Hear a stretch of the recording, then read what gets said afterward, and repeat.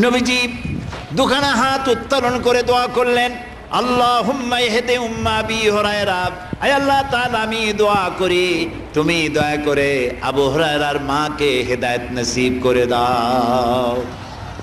রাসূলুল্লাহ দোয়া করলেন আল্লাহ ওর মায়ের হেদায়েত করে দাও। হযরত আবু হুরায়রা রাসূলের মুখে দোয়া শুনে দিয়েছেন দৌড়।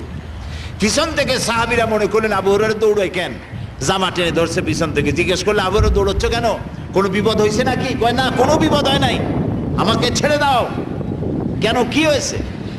হযরত আবু হুরায়রা বলেন, সাহাবীরা আমাকে ছাড়ো, আমি দৌড়াইয়া বাড়ি গিয়ে দেখতে চাই। আমি আগে দৌড়াইয়া বাড়ি পৌঁছলাম, নাবি বাড়ি পৌঁছবার আগে আল্লাহ নবীর দোয়া আমার বাড়ি পৌঁছায়। সেই দুইটা জিনিসের কোনটা আমি দেখতে চাই।